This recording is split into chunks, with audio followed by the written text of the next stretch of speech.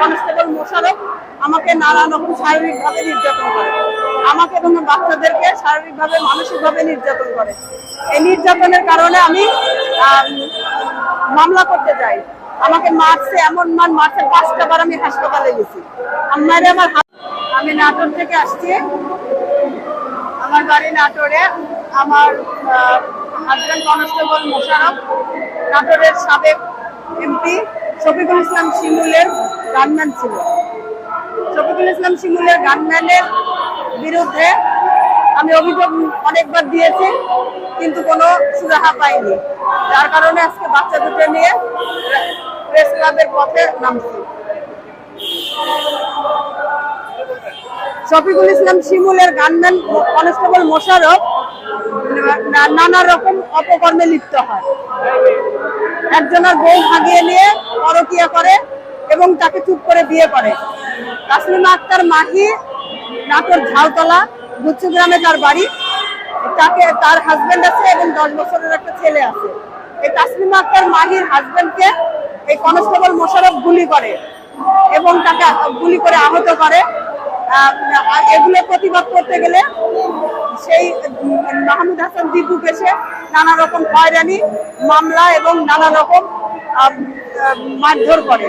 এগুলোর প্রতিবাদ করাতে আমি তখন জানতাম না। পরে যখন আমি জানতে পারি, তখন শফিকুল ইসলাম শিমুলের গানম্যান কনস্টেবল মোশাররফ আমাকে নানা রকম শারীরিকভাবে নির্যাতন করে, আমাকে এবং বাচ্চাদেরকে শারীরিকভাবে মানসিকভাবে নির্যাতন করে।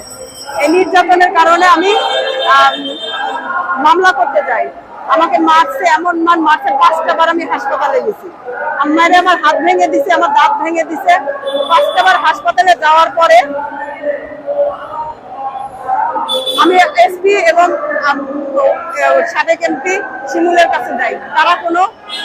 তারা কোনো বিচার করেনি। জন্য আমি আমার ডিপার্টমেন্টের কাছে যাই। ডিপার্টমেন্টে কোনো বিচার করেনি, যার কারণে আজকে আমি পথে নেমে আসছি।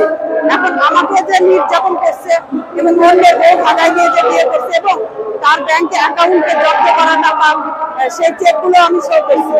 বিভিন্ন অপকর্মের কারণে আমি বিভিন্ন জায়গায় গেছি, আমি কোনো বিচার পাইনি। আমি এখন বিচারের আশায়, আওয়ামী লীগের এই ফ্যাসিস্টের বিচার যদি না হয় তাহলে আমি বাচ্চা দুটো নিয়ে বিষ খায় মারা যাবে, এই জন্য চিন্তা ভাবনা করছি। আমি স্বরাষ্ট্র উপদেষ্টা, প্রধান উপদেষ্টা এবং আইজি বরাবর স্মারকলিপি দিচ্ছি গতকালকে। এই স্মারকলিপি দেওয়ার কারণে যদি আইজি স্যার যদি আমাদের সুদৃষ্টি না দেয়, তাহলে আমি তাদের কাছে আমি বিচারের আশা করতে পারি না। আমাকে যদি সুদৃষ্টি না দেয়, তাহলে আমি বাচ্চা দুটো নিয়ে বিষ খায় মারা যাবো এবং এর জন্য দায়ী থাকবে আমার পুরা ডিপার্টমেন্ট। আওয়ামী লীগের এই ফ্যাসিস্টের বিচার আমি আজকে 7-8 মাস ধরে নওগাঁতে, রিসেন্টলি তাকে নওগাঁতে পোস্টিং করা হয়েছে। নওগাঁতে পোস্টিং করার পরে আমি 7-8 মাস ধরে নওগাঁতে বিচারের আশায় ঘুরতেছি। আমি দরখাস্ত করছি, তাকে আমি সাক্ষ্য প্রমাণ সবকিছু নিয়ে গেছি এবং তাসলিমা আক্তার মাহির যে বিগত স্বামীকে গুলি করছে মোশাররফ কনস্টেবল এবং একটা আর্মির চাকরি খাইছে। আমরা সবাই মিলে নওগাঁতে বিচারের জন্য এসপির কাছে যাই। এসপি স্যার আমাদের কোনো সুরাহা দেয়নি। আমাদের সাধারণ তাকে একটা 14 দিনের পিটি দিছে। এত অপকর্ম করার পরে কিভাবে একটা সাধারণ 14 দিনের পিটি হয়? যার কারণে আজকে আমি এই পর্যায়ে নেমে আসছি এবং স্বরাষ্ট্র উপদেষ্টা, আইজি এবং সবার কাছে যে স্মারকলিপি দিছি সেগুলো আমার কাছে ডকুমেন্ট আছে, তারা রিসিভ কপি দিছে আমাকে। এখন এটার যদি বিচার না হয় তাহলে আমি বাচ্চা দুটো নিয়ে এখানেই মারা যাবো। এই জন্য আমি আজকে বিচারের আশায় আসছি।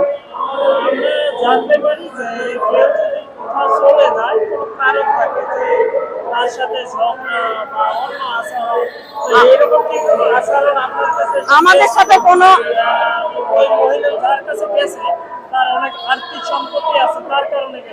না, এই কনস্টেবল মোশাররফই তাসলিমা আক্তার মাহি একটা নিম্ন ফ্যামিলির মেয়ে।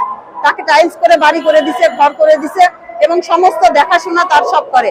তাসলিমা আক্তার মাহি আসলে নারী লোভিত, যার কারণে এই কনস্টেবল মোশাররফ দিয়েছে। টাকা উদ্দেশ্য বা অন্য কোনো উদ্দেশ্য না। আমার সাথে তার সম্পর্ক আজকে 20 বছর হচ্ছে। আমার সাথে সম্পর্ক যদি খারাপই থাকতো তাহলে 20 বছর তার সাথে সংসার করতে পারতাম না।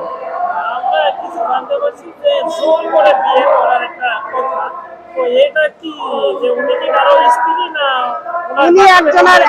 উনি একজনের মানে মাহমুদ হাসান দীপু নাটোরে বাড়ি, ওনার ওয়াইফ ছিল তাসলিমা আক্তার মাহি। এই তাসলিমা আক্তার মাহির হাজবেন্ডের কাছ থেকে ওনাকে একরকম জোর করে বিয়ে করে এবং কোনো ভয় দেখায়? আইনি ভয় মানে তাকে গুলি করছে, ক্ষমতার দাপটের এই কাজগুলো করছে সে আওয়ামী লীগের ফ্যাসিস্টের কারণে। তা আওয়ামী লীগের ফ্যাসিস্টের সময় আমি বিচার পাইনি, কিন্তু নতুন বাংলাদেশে বিচার পাওয়ার আমি আশা করতেছি। আপনি যেহেতু বললেন যে আইনের দ্বারস্থ হয়েছিলেন, ওনারা কি আপনার মামলা লেখে নাই? আমি দাঁত ভাঙার পর আমি মামলা করতে গেছিলাম, কোন উকিল ফ্যাসিস্ট আওয়ামী লীগ ফ্যাসিস্ট শফিকুল ইসলাম শিমুলের ভয়ে মামলা নেয়নি। এখন আপনি অন্তর্বর্তীকালীন সরকার আসার পর কোনো ব্যবস্থা নেওয়া? জি, আমি অন্তর্বর্তীকালীন সরকার আসার পরে ব্যবস্থা নিতে গেছিলাম ওই যে আপনার নওগাঁতে, সেখানেও কোনো ব্যবস্থা নেয়নি, যার কারণে আজকে আমি রাস্তায় নেমে এসেছি।